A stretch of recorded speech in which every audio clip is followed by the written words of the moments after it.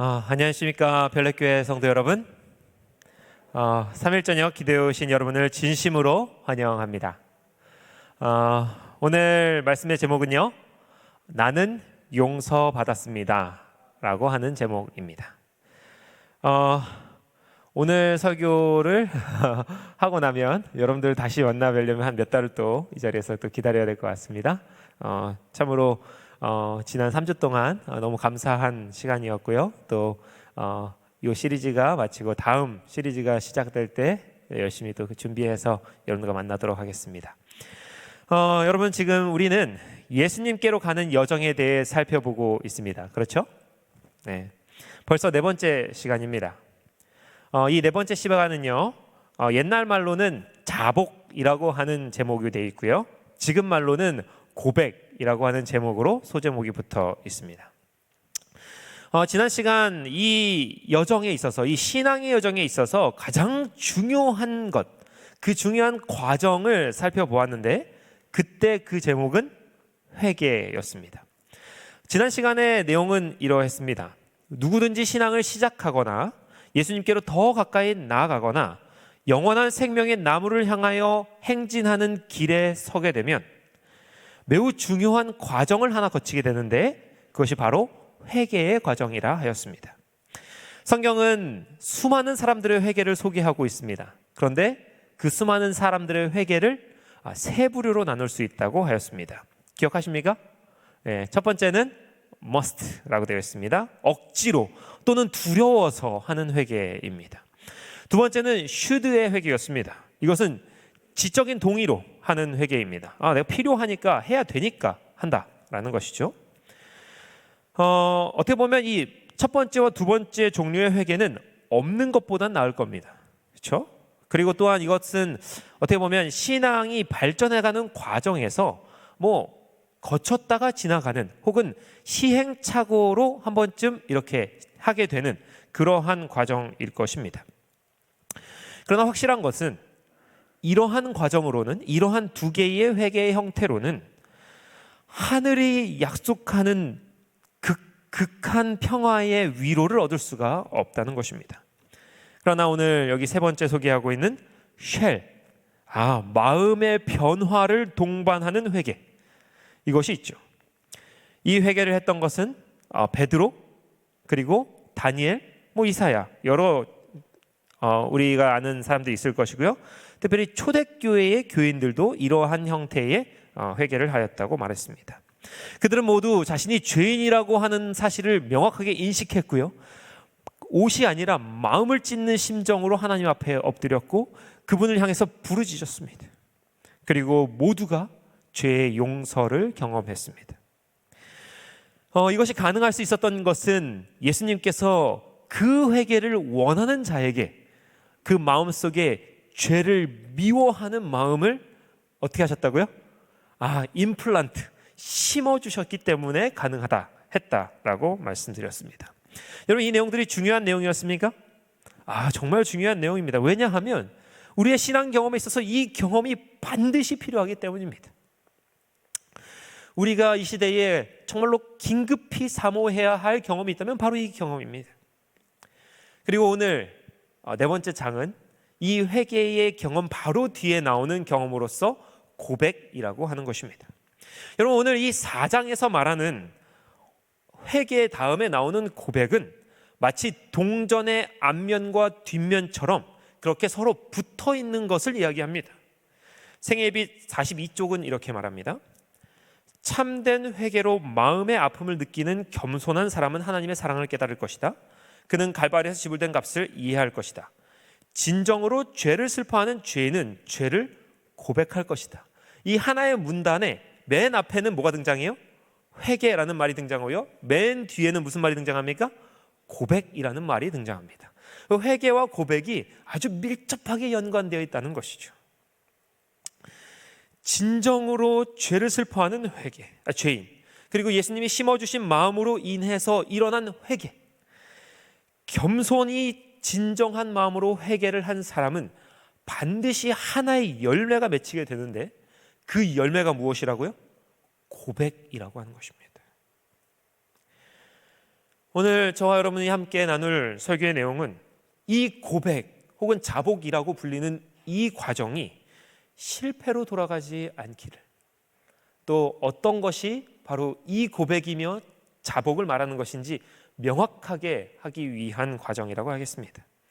부디 이 시간 저와 여러분이 모두가 죄와의 싸움에서 승리를 결정지을 만한 아주 강력한 무기 하나를 손에 들게 되는 그런 시간이 되기를 간절히 바랍니다. 먼저 우리 함께 오늘 본문을 좀 살펴보겠습니다. 마태복음 27장 1에서 5절입니다. 제가 읽도록 하겠습니다.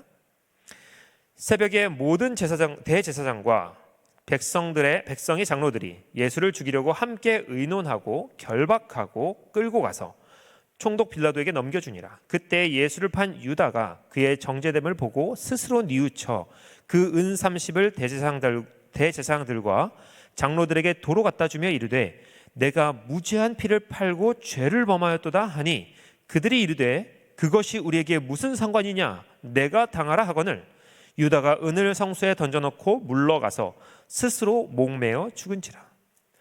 여러분, 오늘 이 장면이 묘사하고 있는 상황은 매우 심각한 상황입니다. 먼저 이 말씀의 배경은 가야바의 집입니다. 당시 대제사장이었던 이 가야바의 집은 매우 넓은 뜰이 있었을 것으로 생각합니다. 그리고 이날 이 순간에 많은 사람들이 그 가야바의 뜰에 모여 있었습니다. 그런데 시간이 언제였냐면 새벽이었어요. 새벽. 아니, 무슨 일이 있길래 새벽에 사람들이 많이 모여 있었을까? 그 사람들의 가운데는 누가 있었습니까? 예수님이 신문을 받고 있었어요. 그 예수님의 모습은 어땠습니까? 밤새도록 겟세마네 동산에서 또 기도하고 또 제자들과 함께 있으면서 아주 지쳐있는 그러한 모습이었습니다. 그리고 예수님의 얼굴에는 멍자국도 있었어요. 왜 그랬냐면 그 바로 전에 있었던 곳이 안나스의 가야바의 장인의 집인 안나스였는데 그곳에서 신문을 받을 때 어떤 사람이 예수님을 두들겼어요. 그래가지고 얼굴에 아마 멍이 있었을 거로 생각이 됩니다. 어쨌든 그런 상황에서 예수님이 서 있었습니다. 그리고 예수님의 주변에 아주 몰래 숨어 있었던 두 사람이 있었는데 여러분 누구였는지 아시겠습니까? 예수님의 제자 두 사람. 이 순간 이 자리에 있었던 예수님의 제자 두 사람 누굴까요? 한 사람은 요한이었고요, 한 사람은 가룟 유다였습니다. 제가 잠깐 보니까 베드로라고 이제 말씀하신 분이 계셨는데 요 순간에 베드로는 이미 3번 부인하고 여기를 떠난 뒤였습니다. 재판이 거의 끝나가는 중이었는데요, 그때 한 창백한 얼굴의 청년이 일어났어요. 가룟 유다였습니다. 그가 일어나서 이렇게 말을 한 것입니다. 그의 정죄됨을 보고 스스로 뉘우쳐 그 은 30을 대제사장들과 장로들에게 도로 갖다 주며 이르되 내가 무죄한 피를 팔고 죄를 범하였도다. 그리고 그 마지막은 스스로 목매어 죽었다라고 이야기합니다. 여러분, 저는 이 부분을 항상 읽을 때마다 마음속에 질문이 하나 있었습니다. 그것이 무엇이었냐면 왜 유다는 용서받지 못했을까 하는 것입니다. 여러분, 왜 유다가 용서를 못 받았을까요? 몇 가지 좀 살펴보겠습니다. 제가 예전에 읽었던 책이 한 권 있습니다. 그 책은 무엇에 대한 이야기냐면 평양대붕에 대한 이야기였습니다. 우리가 지금 모습으로는 도저히 상상할 수 없지만 저 평양에 1900년도 초반에는 예루살렘이라 불릴 만큼 아주 복음 전파가 활발하고 막 교인들과 교회가 넘쳐나는 그러한 상황이었습니다. 제가 흥미있게 본 것은 그 평양에 있었던 경찰서에 대한 기록이었어요. 경찰서에 고민이 하나 있었답니다. 무슨 고민이었냐면 창고를 더 크게 지어야 되나 말아야 되나 하는 고민이 있었어요. 창고가 너무 작다는 문제가 있었어요. 근데 여러분, 이상하지 않습니까? 범죄자들이 많아지면 경찰들이 고민해야 될 게 뭡니까? 유치장을 더 크게 지어야죠. 그렇죠? 범인들이 많아지고 범죄가 늘어나니까 더 많이 잡아다가 가둬놔야 될 유치장을 더 크게 짓는 것을 고민해야 돼요. 그런데 이 경찰들이 평양에 있던 그 경찰서는 뭘 고민했다고요? 유치장이 아니라 창고가 너무 작아서 고민했다고요. 사연을 들어보니 이렇습니다. 복음이 전파되다가 누구한테까지 전파가 되기 시작하냐면 도둑들한테까지 전파가 되기 시작했어요. 도둑들이 회개를 하기 시작하는데, 도둑이 예수님을 믿고 가장 처음으로 하는 일이 뭐냐면 자기가 훔쳤던 모든 물건들을 다 어디다 갖다 줘요? 경찰서에다 갖다 준다는 겁니다. 여기서 저기서 훔쳤는데 기억이 안 나니까 갖다 줄 수는 없고 대신 좀 돌려달라고 경찰서에다 갖다 쌓아놓기 시작했다는 겁니다. 그런데 도둑이 한둘이 아니라 계속해서 늘어나고 물품이 계속해서 밀려드는 바람에 경찰서에 창고가 모자라는 겁니다. 물론 경찰들도 열심히 돌려줬겠죠, 그렇죠? 그런데 한 사람이 회계에서 가져다 온 물건을 돌려주면 그 다음날 두 사람이 회계에서 갖다 놓고, 두 사람의 물건을 갖다 주면 그 다음날 네 사람이 회계에서 갖다 놓고, 점점 늘어서 골치를 썩었다라고 하는 이야기를 읽은 적이 있습니다. 여러분, 여기서 우리가 알 수 있는 건 무엇이겠습니까? 회개를 하면 반드시 물질적인 손해나 어떤 이러한 도둑질은 배상하거나 돌려주려는 노력이 같이 간다는 것입니다. 여러분, 여기에 매우 모범적인 사례가 한 명 있는데 바로 삭개오입니다.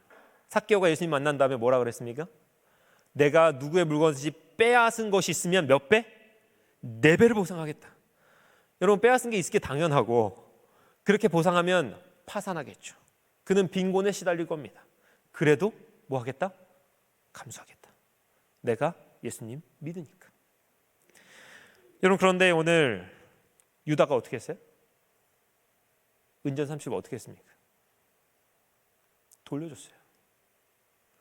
제사장들에게 와서 돌려줬어요. 내가 이거 더 이상 갖고 싶지 않다고. 물론 제사장들이 받지 않았습니다. 어쨌든 유다는 이 은전 30에 대한 소유권을 포기를 했어요.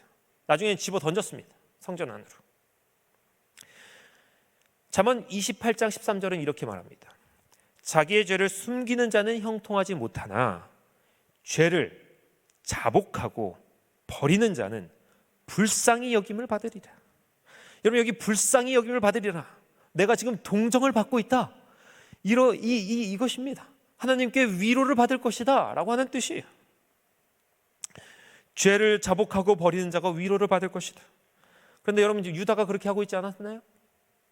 그가 많은 사람들 앞에서 이렇게 말했습니다. 내가 무죄한 피를 팔고 죄를 범하였도다. 그리고 죄로 인하여 받은 그 은전 30을 포기했어요. 말씀대로 자복하고 버렸습니다. 그런데 그에게 죄에 대한 용서에 대한 위로, 그것이 전혀 주어지지 않았어요. 그의 마음에 어떠한 조금의 변화도 없었습니다. 그의 머리를 가득 채우는 두려움과 죄책이 하나도 가벼워지지 않은 것을 그가 발견했어요. 오히려 시간이 지나면 지날수록 더욱 크고 무거워져서 결국 그가 자살을 하지 않고는 견딜 수 없는 상황에 이른 것입니다. 가룟 유다가 한 자복과 회개에는 대체 어떤 요소가 부족했길래 이러한 일이 일어났을까요? 종교개혁자 마틴 루터를 좀 살펴보도록 하겠습니다. 각시대대행투 123쪽입니다. 그는 하나님의 인정을 받기에 합당한 마음의 순결을 얻기 위하여 어떠한 희생도 겁내지 아니하였다. 아주 용감한 루터죠. 아직 이제 그가 예수님의 은혜, 믿음으로 말미암는 의를 깨닫기 전입니다. 그의 온갖 노력에도 불구하고 그의 영혼의 짐은 조금도 경감되지 않았다. 그는 마침내 절망 직전에 이르렀다. 여러분, 마틴 루터도 어떻게 보면 오늘 유다가 경험한 상황과 똑같은 것을 좀 볼 수 있습니다. 그가 좌절하고 절망해서 더 이상 내게는 더 이상 위로가 없고 이 죄로 인해서 내가 결국 멸망할 수밖에 없구나 하는 이 죄책의 무게에 눌려 있는 것입니다. 루터가 했던 온갖 노력이 무엇이었는가? 여기 좀 보이는데요. 빌라도의 계단이라고 하는 것이 있습니다. 로마 바티칸의 라테나 성당에 가면 이제 사람들이 이렇게 해서 계단을 오릅니다. 무릎으로 기어 올라갑니다. 이제 교황이 발표한 교령에 따르면 이렇게 하면 용서를 받아요. 죄의 용서를. 죄의 용서를 받으려면 어떻게 해야 됩니까? 무릎으로 기어 올라가야 됩니다. 루터도 이것을 했다고 각시대대행투는 이야기합니다. 그리고 여전히 500년이 지난 지금도 뭐 하고 있습니까? 사람들이 무릎으로 기어서 올라가고 저기서 죄의 용서, 위로를 얻고자 노력하고 있습니다. 그뿐만이 아닙니다. 불교에는요 3000배라는 것이 있고요, 힌두교에는 쿰부멜라라는 곳이 있습니다. 이제 인도의 이 겐지스 강에 가서, 두 번째 위쪽 사진인데요, 물로 몸을 씻으면 죄의 용서와 그 평안을 얻을 수 있다고 하는 행사입니다. 그 밑에는요 이슬람 성지순례입니다. 평생에 한 번만 딱 해도 뭐 할 수 있어요? 죄의 용서를 받을 수 있다라고 하는 것입니다. 그러나 이 모든 결과가 오늘 우리가 봤던 것처럼, 유다가 경험한 것처럼 결국에는 쓰디쓴 물을 마시는 것으로 끝난다는 것입니다. 혹시 우리 가운데도 이러한 실패를 거듭하고 있지는 않은지 저는 좀 질문드리고 싶습니다. 회심의 경험을 사모하는 분, 죄짐에 눌려 고난 분, 회개하라고 하는 것이 정확히 무엇을 하라고 하는 것인지 아직 나는 잘 모르겠다라고 하시는 분, 그런 분에게 오늘 시대 생애의 빛 92쪽은 이렇게 말합니다. 우리는 하나님 앞에 자신을 겸비하게 하고 우리가 죄를 지었다는 것을 인정해야 한다.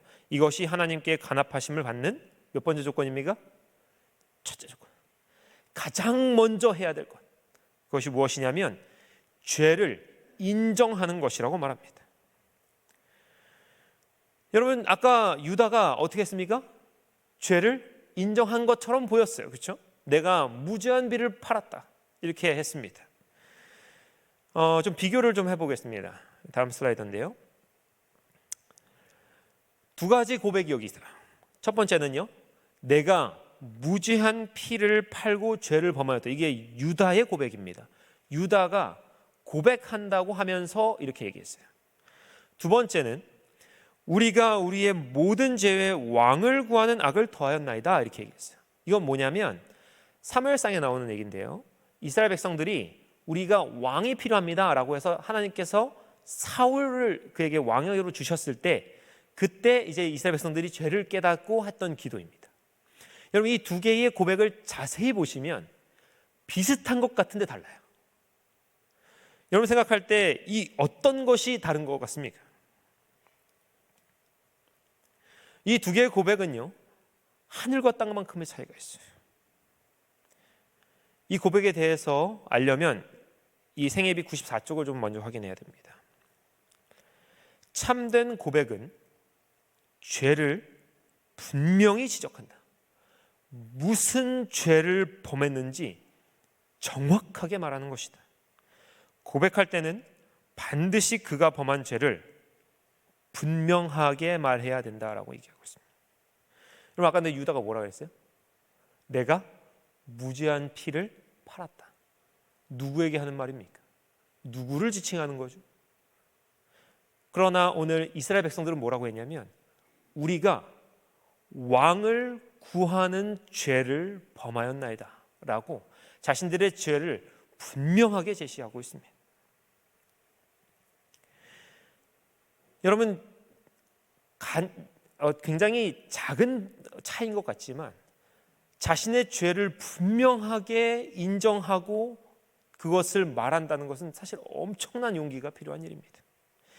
자신의 잘못을 있는 그대로 인정한다는 것이 얼마나 엄청난 도전인지 모릅니다. 사실 심지어 우리들은 자신의 죄를 그 있는 그대로 인식하는 것조차 쉽지 않은 일입니다. 거기에 대해 생애빛 98쪽은 이렇게 말합니다. 성령께서 권능으로 그의 눈을 열어주지 않으시면 그는 죄에 대하여 거의 눈먼 상태가 된다. 성령의 인도를 받지 않는 사람은 고백할 때 진지하거나 열렬하지 않다. 그는 자신의 죄를 변명한다.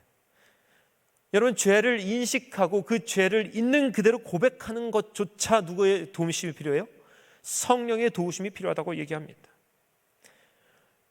참으로 성령께서 필요한 곳, 성령의 권능이 발현되는 곳이 언제냐면 이 죄를 깨닫고 그것을 고백하려고 할 때입니다.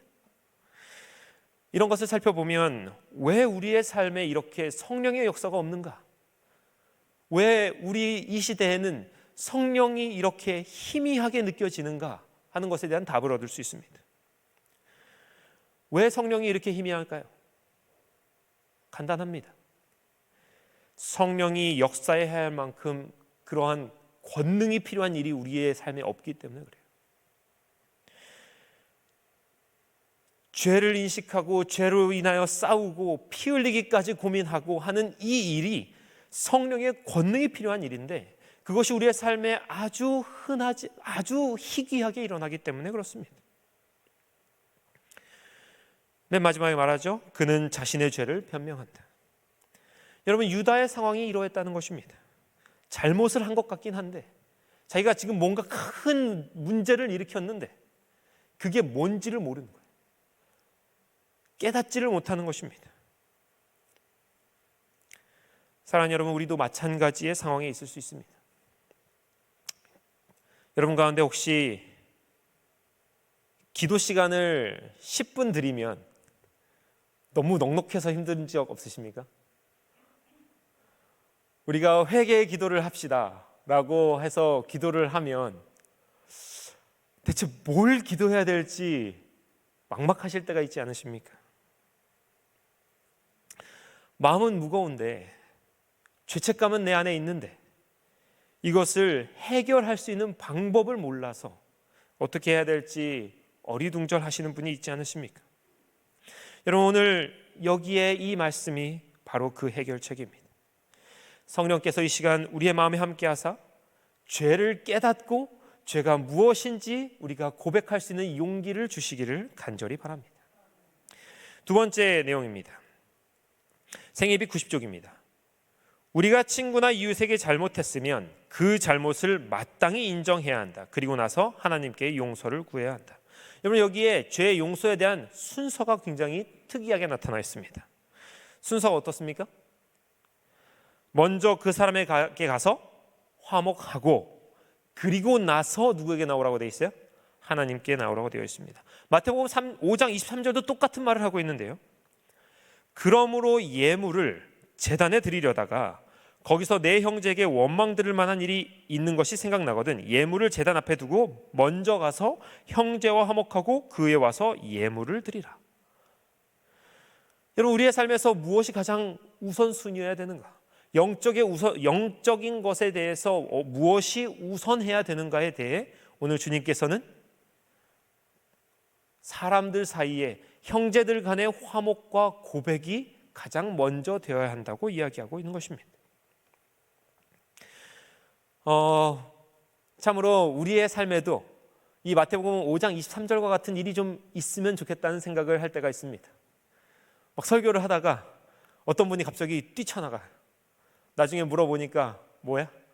예배보다 자신의 마음속에 내 형제를 슬프게 하고 내 안에 죄책감이 들고 이것을 지금 곧 해결해야겠다고 생각해서 뛰쳐나갔습니다 라고 하는 분이 있게 되면 좋겠어요.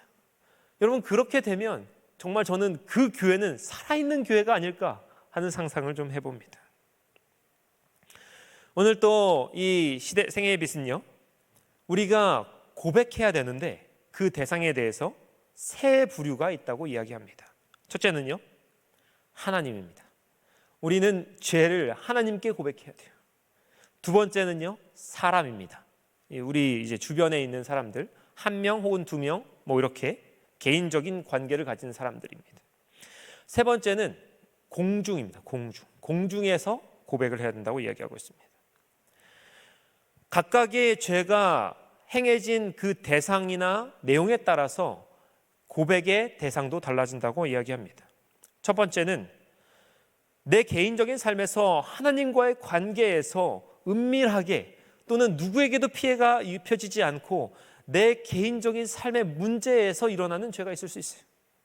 그럴 때는 어떻게 해야 됩니까? 하나님께만 고백하라고 되어 있는 것입니다. 또는 때때로 개인의 문제지만 그것이 누군가에게 금전적인 피해를 입히거나 혹은 공중에 큰 낙심을 줄 때가 있습니다.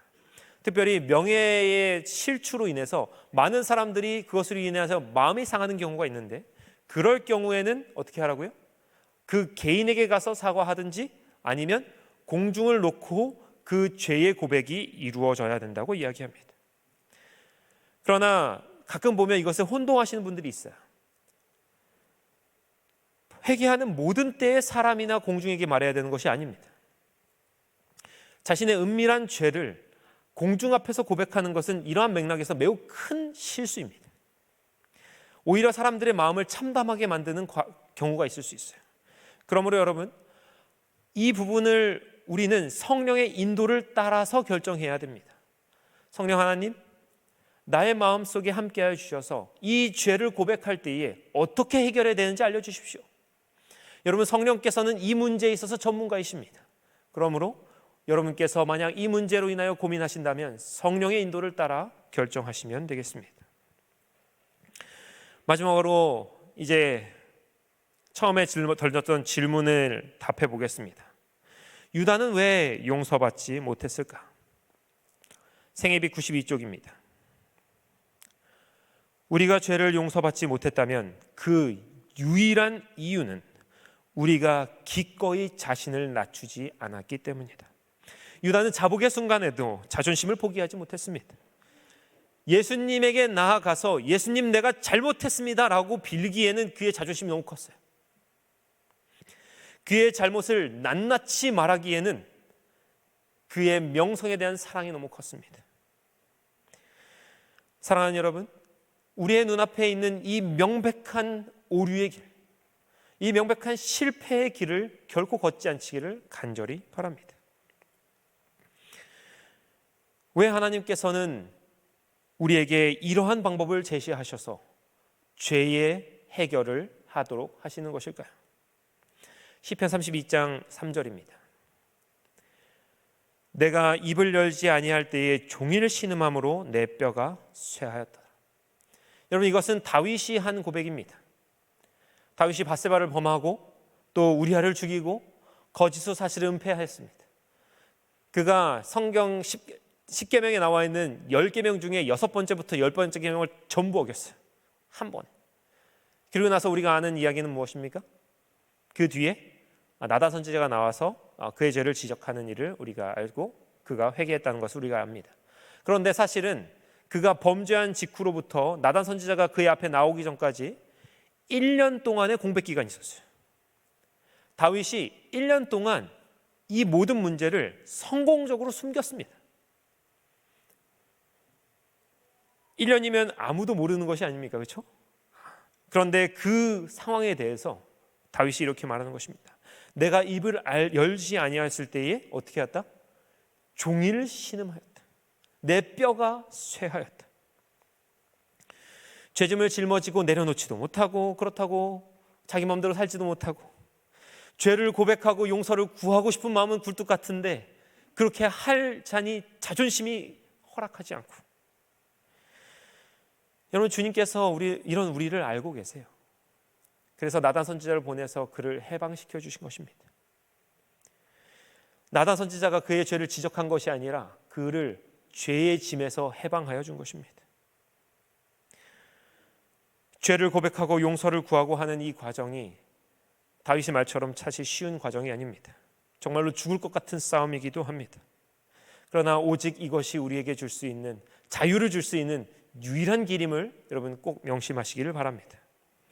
하나님께서는 죄인을 압제하려고 자신의 앞에 나와서 고백하라고 하시는 것이 아닙니다. 이러한 상황에서 우리를 해방하시려고 하시는 것입니다. 죄를 간직하고 우리의 입을 열지 않았을 때에 오히려 우리의 뼈가 쇠하고 우리의 영혼이 병들어 가는 것입니다. 주님의 은혜로 오늘 설교의 제목처럼 나는 용서받았습니다 라고 고백할 수 있는 저와 여러분이 되시기를 바라며 오늘 말씀을 마치도록 하겠습니다.